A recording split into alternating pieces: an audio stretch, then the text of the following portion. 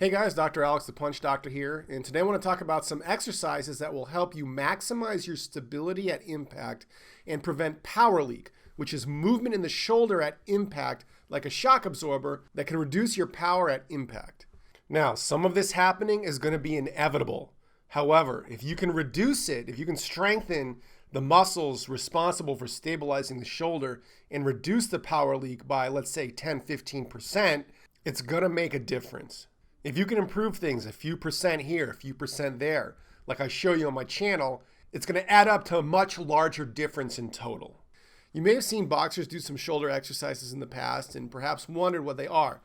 Today I'm going to explain them and show you how you can do them yourself for more shoulder strength, stability, and power at impact. These exercises that you see these guys doing are designed to strengthen your shoulder's rotator cuff. The rotator cuff is 4 different muscles responsible for either lifting or rotating the shoulder. The rotator cuff also provides stability to the shoulder.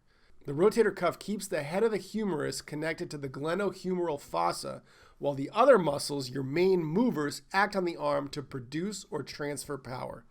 In other words, the rotator cuff keeps the arm bone centered relative to the shoulder blade so the major muscles can focus on doing their job, whether that's lifting a heavy weight or transferring power in a throw or a swing. Let's take a look at the muscles involved. We have internal rotators. The subscapularis connects the humerus, the arm bone, to the front of the shoulder blade and is responsible for rotating your arm inwards or going from a thumbs up to a thumbs down position. We have external rotators, including the infraspinatus and teres minor, which connect the humerus, shoulder bone, to the back of the shoulder blade.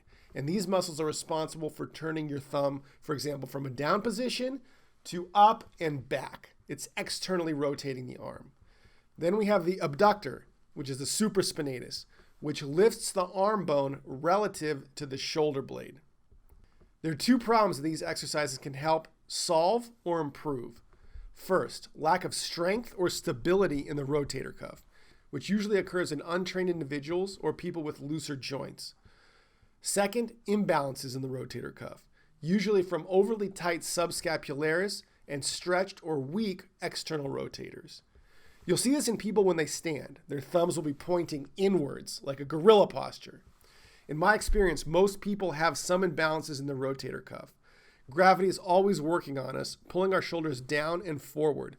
Plus, many of us sit for long periods of time, which can exacerbate the problem. The muscles in the front of our body become short and tight over time, and correcting this problem can take frequent or regular work. There's 2 things you can do to loosen the muscles before strengthening them. 1 is stretch, and 2 is seeking out a manual muscle therapist who can specialize in working on those particular muscles, specifically someone that's trained in ART, or active release technique, which is a very effective technique for loosening up tight muscles. They're very good about addressing the rotator cuff and other small muscles, which most massage therapists, regular massage therapists, ignore. I've done a bunch of sessions to correct my own issues, and it's worked very well for me. You can find a provider at activerelease.com. Now, the first thing to do when you want to start restoring rotator cuff muscle balance is to start stretching. Now, there's some information I need to cover first so you can optimize the benefits of stretching. There's some conflicting information out there. Some people say stretch before, some people stretch afterwards. In my opinion, from what I've read, the best practices for stretching is to stretch at a time separate from your workouts and to stretch after a warm-up. You should not be stretching before your workout. Instead of stretching before your workout, have a warm-up period. If you want to stretch afterwards, you can. However, I recommend you having a separate stretch session. If you stretch vigorously before your workout, you're actually going to weaken your muscles temporarily, and your workout is not going to be as effective. All right, let's get into the stretches and the exercises. All right, guys, let's get into some stretching and then some exercises. Before I talk about stretching, you're going to want to warm up a little bit. Like I mentioned, you want to stretch at a time separate from your workouts. And you could stretch, do as simple as some arm circles, just to get some movement into those muscles. So something like that. Little 5-pound weight, just moving it around. just some real lightweight movement to get some activity into those muscles. All right, so the first thing you can do to stretch the subscapularis is find a wall or something like this and put your arm up just like that, and you'll stretch. You'll feel the stretch in there. You can go high for 30 seconds, middle for 30 seconds, and then low for 30 seconds. And as you get lower, it's going to start stretching the pec minor more, which is one of the muscles that pulls your shoulder forward. And this is a topic for the day. It's a longer topic. However, I can show you how to bring more balance to your shoulder girdle to increase strength of your shoulder as well. And you want to do both sides, of course. Up, high for 30 seconds, middle for 30 seconds, and then low for 30 seconds. Another variation is the doorway stretch. So get yourself to a doorway, and you're going to go high, 30 seconds again, middle, and low. Another thing you can do is use a band to help pull this arm back even more to get more of a stretch. So it's going to be the same thing. You want to hold, if you're doing just one stretch, 60 seconds is good. And then do both sides. This is a really good one. And you can move it around, right? There's no one position for everyone. You might need to move it around a little bit to find that sweet spot of where you feel that stretch. And do both sides, of course.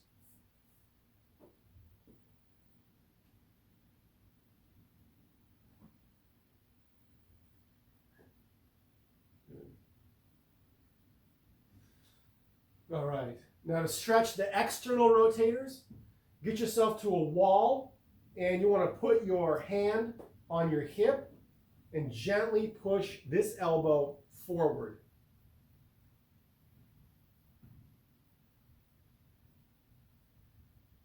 And what you can do, you want to bring your shoulder back and down, right? So it's in a neutral anatomical position. And then stretch the external rotators relative to that position.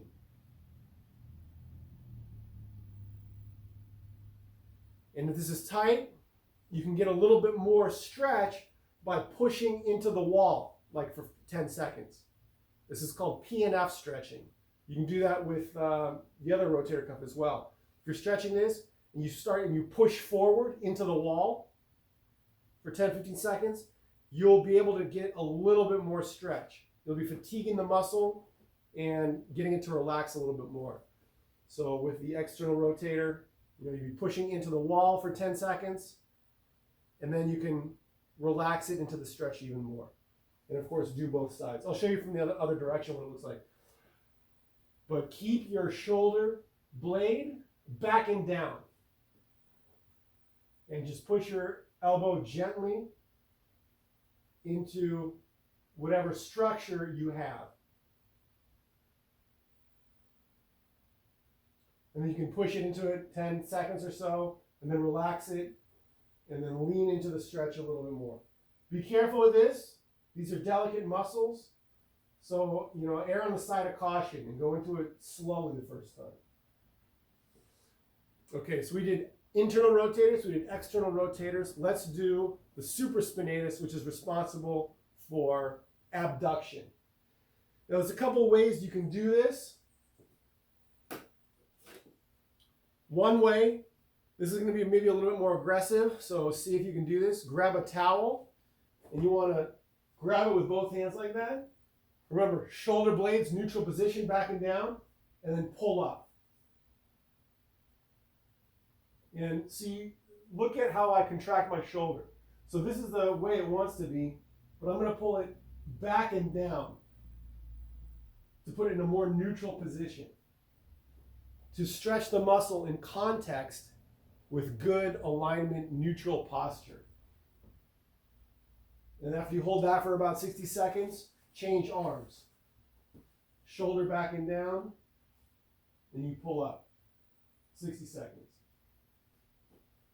Another thing you can do is you can grab onto something, and pull away. down and just pull away.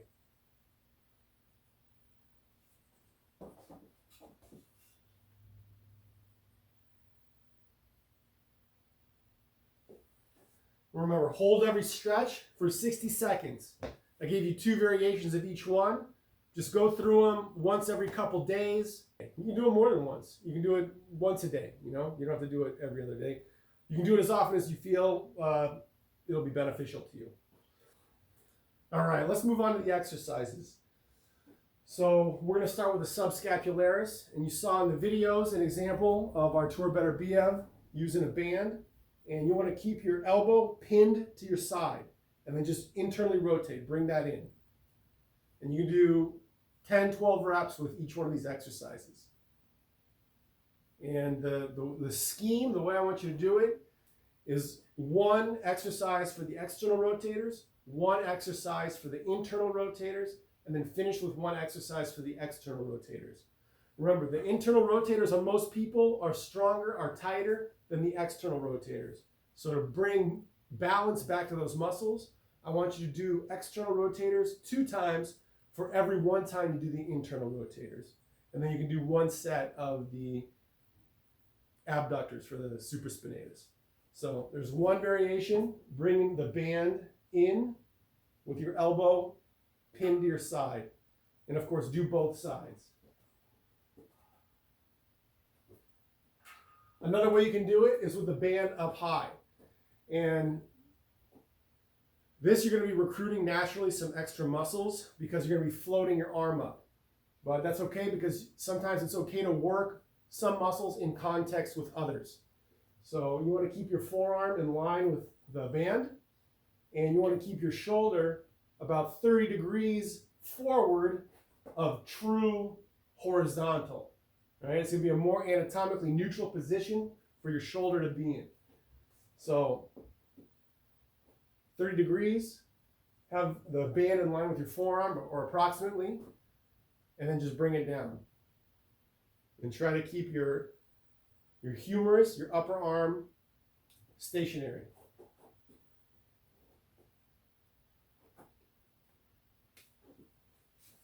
If you're going to be serious about these types of things, I encourage you to pick up one of these. It's called a shoulder horn.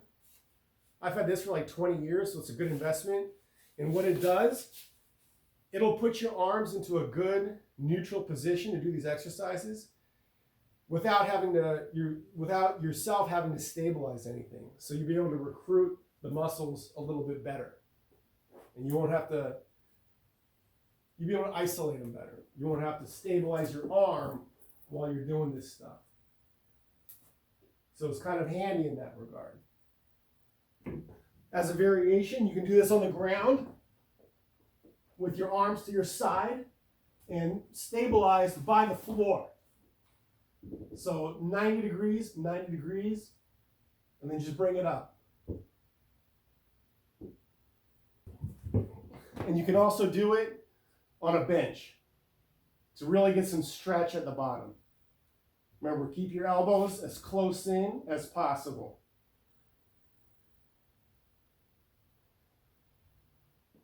All right, now let's move on to the external rotators.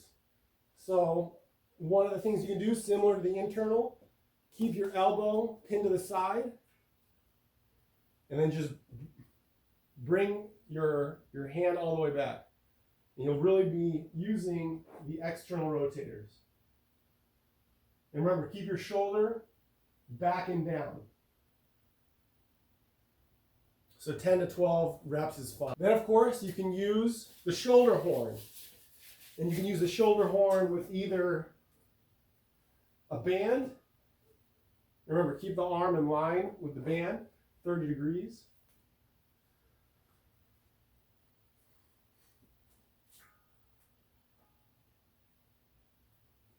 You can use it with the band, or you can use it with dumbbells. Now, if you want to get a similar feeling with the dumbbells as you can get from the band, because the band is always keeping that muscle under tension, just bend forward a little bit. Then in the very up position, gravity's still going to be working on that band because your arm is not perpendicular to the ground. So you're always going to be having some resistance in those muscles. So if you're serious about it, I highly recommend getting a shoulder horn. Even without it, you can still do all these exercises. You'll just be inevitably recruiting some other muscles.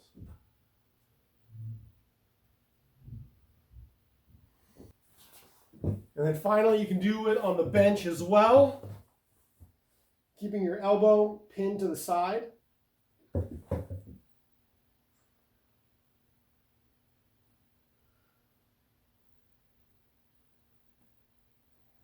All right, and finally, let's move on to the supraspinatus. So there's a couple exercises for this one. One thing you do is grab a little band and step on the loop with your foot and just bring your arm out to the side. Remember, 30 degrees is the optimal position, and you can do it with your thumb up, and you can do it with your thumb down. Now, doing it with your thumb down is going to be more challenging. It might be painful if you're having some shoulder impingement. However, thumbs down is going to work the supraspinatus most effectively. So arm goes up and shoulder goes down. Shoulder blade goes down. You're not lifting the entire thing, right? And then do both sides.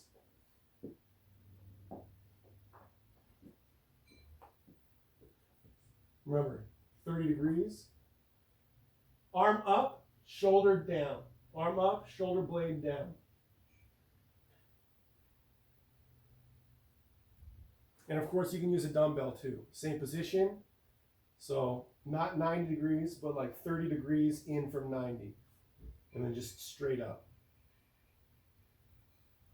Thumbs up or thumbs down. Depending on the challenge you want, depending on how it feels. Thumbs down might be painful, like I mentioned. Another exercise you can do, the final one for the supraspinatus, is going to be doing Ys, right? You want to bring your arm back behind you. And you can do that on a bench, laying face down, or you can just bend over slightly and lift your arms in a Y position behind you. So I'll show you from the back.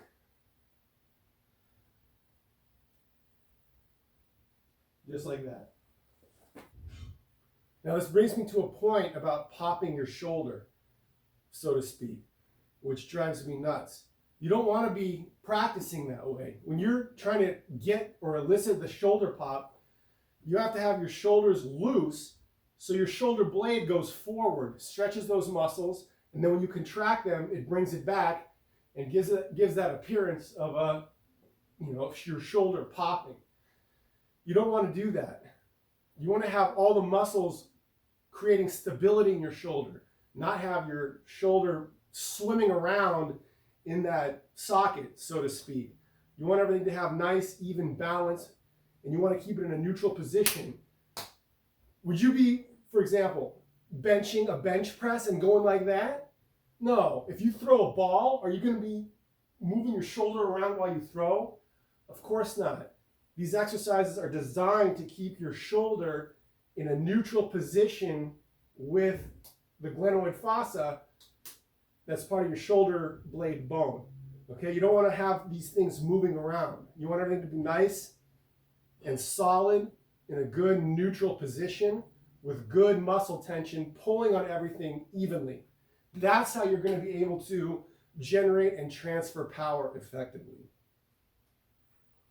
All right, so to recap, these exercises are meant to add some strength and stability to your rotator cuff to prevent power leak, which is movement in the shoulder joint that will absorb the power you're trying to transfer into your opponent or your target. It's going to create a more stable platform for you to deliver that power. If you're interested in learning how you can maximize your own power with an A to Z program that teaches you from the ground up, reprograms your muscle memory and your movement patterns to use torque, acceleration, your kinetic chains, and the stretch shortening cycle to power your punch, check out my program called the Power Punching Blueprint, available at howtopunchharder.com. That's it for now. Thanks for watching. I'll see you in the next video. Bye.